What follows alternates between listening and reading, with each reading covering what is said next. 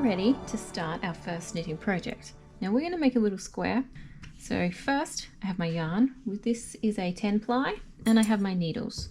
It's telling me it's a size 6, so 6 imperial and 5 millimeters in metric. Now let's start with a slip knot. To make a slip knot, take your open hand, place your yarn on it, the end of the yarn and the working yarn over the top. Point 2 fingers once over, around, down the back. Now through this little loop here, you're going to catch the yarn and pull it through.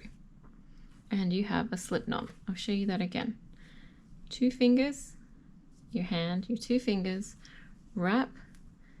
See this little, you can see the working yarn at the back through this little hole.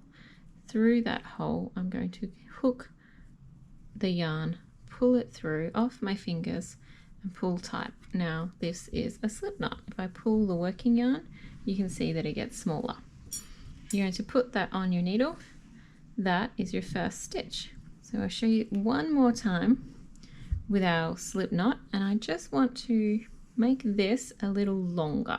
So my tail is roughly the size of my needle. Before, at the top of my finger, roughly the size of my needle. So I'm going to wrap again, take my finger through that hole, hook the working yarn, pull it through. Now I have a slip knot. I'm going to put this onto my needle, pull gently, not too tight. Now I'm going to show you a very easy way to cast on. This is the method that I showed my children. So my 7-year-old learned to do this recently. Now I just want to make sure that my tail end, the bit that is cut, is at the front. The working yarn is towards the back here. Tail end, and that's the working yarn. I'm going to grab it and poke my finger through. Tail end at the front, working yarn at the back. Push my thumb through. Now I'm going to slide this little slip knot to the edge of my needle. Put your finger on it so it doesn't get lost. Pull down towards your hand, your palm. Now you're going to hook this part under your thumb, twist and grab the part that's in front of your finger. Hook that and bring it back under your thumb and pull gently. Now you have 2 cast on stitches. Keep your finger in there. We still have the tail end on this side and the working yarn on the back. Poke your thumb through, create a loop, pull your needle down.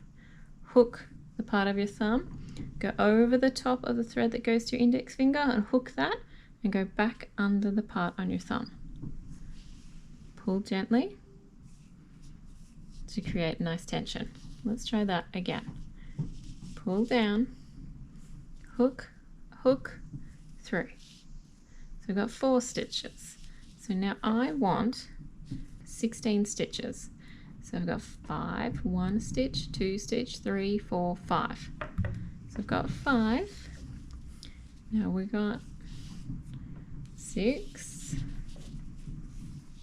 7, 8, 9,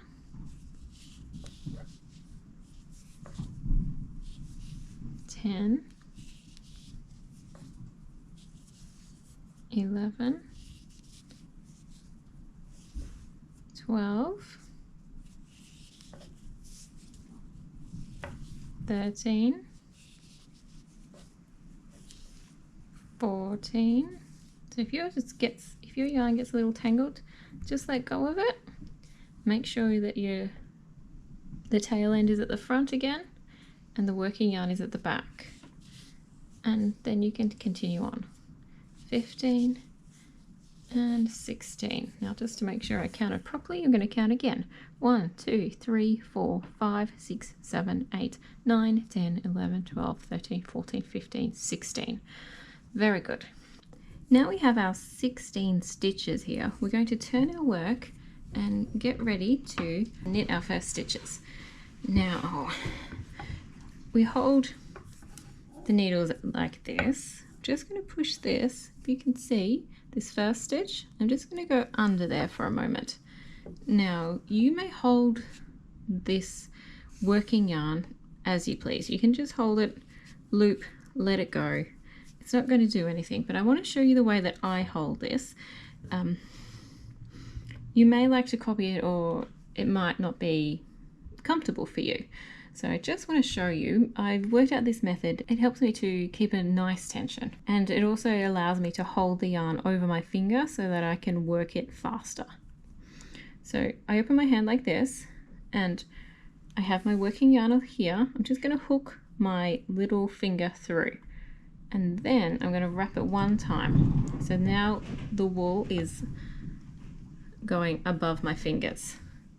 So I take out my finger, my index finger, lift it under that yarn, and that's how I hold it. I'll show you again. I have the working yarn and my open palm. I'm just going to slide my little finger in there, wrap it once through there, bring the working yarn to the top of my hand, close my hand over, open my finger, put it under the yarn. Okay, that's how I hold it. Now to knit your stitch, you're going to go through this loop from the bottom through to the back. You can see the back, the front. The yarn goes around the needle. You can see it on the side there. You're going to use the right needle to pull a loop through, and then it jumps off. Now, just make sure your tail doesn't get in the way. Around and through. So go from the front on the left side through to the back. Wrap this yarn around and then pull it through. There's a little poem, not a poem, I guess it is a little poem that helps you to remember this. It's through the fence, grab the sheep, pull him through, away he leaps.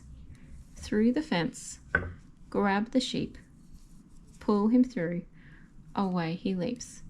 I think this goes a little story about a shepherd coming into the pasture and realizing that there's a little lamb missing, and he finds the lamb on the other side of the fence.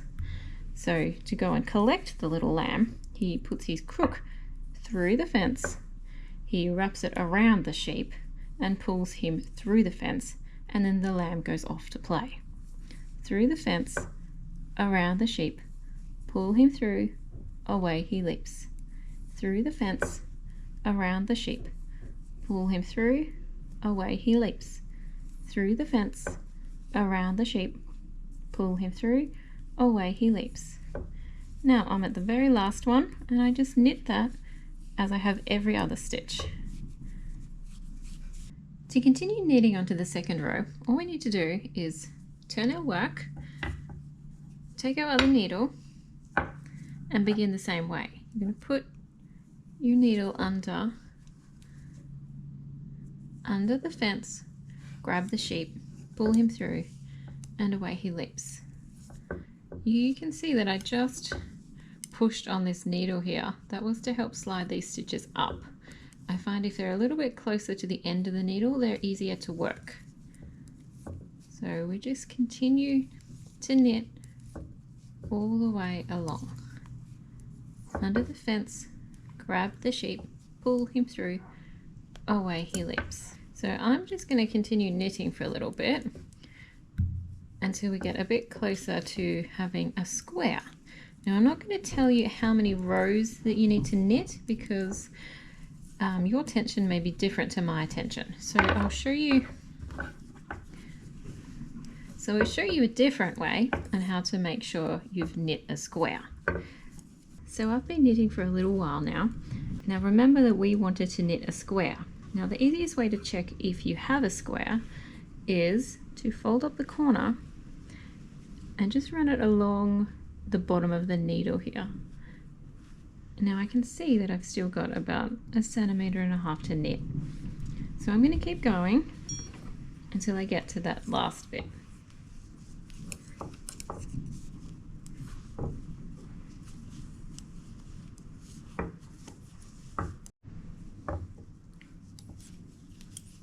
Okay, I think I'm coming up to the end of what's going to be what I think is my last row. So like I said before, we'll check if it's a square by folding the end up to the top and seeing if it stretches over to the bottom. And it does. I can see here that the ends almost line up here. I know by the time I cast off that that will be a square. So let's cast off. You turn your work as you do with every other row. Now we're going to knit 2 stitches. 1 stitch, 2 stitch. The first stitch that you knitted is going to jump over and off the needle, just like that. Now we're going to knit 1 more stitch. Take the first stitch by hooking underneath, and this is how I use my tension, my working yarn. I just give that a little pull to make that second stitch a little tighter. Then I will slide it up just like that. Knit your second stitch, hook your first stitch, pull your tension tight on the second stitch, hook the first stitch over the second stitch. Once you have jumped off that first stitch, give your working yarn a little pull to help with the tension of your cast off stitches. So knit your second stitch, hook your first stitch, slide it off the edge, pull to create nice tension. Not too tight, just gently, and try to keep all of your stitches even. Knit, jump the first stitch over the second, tighten the tension. Knit, jump the first stitch over the second, tighten the tension. Okay, the last stitch, the same. We're going to jump that one off till we have 1 stitch left. Tighten your tension. Now what you're going to do is to leave a nice long tail so that we can weave those ends in a minute. Cut your yarn. Now just wiggle your needle up to create a nice big loop here. With your end, just poke through the tail. Keep hold of the loop that you just created. Poke it through, hold the loop. Now you're going to pull the bottom part until that first loop reduces. Now put your fingers through that loop, grab that knot again and pull it through. Now you've created yourself a double knot and you've got a nice cast off edge here. Now what we're going to do is weave in our cast on tail and our cast off tail.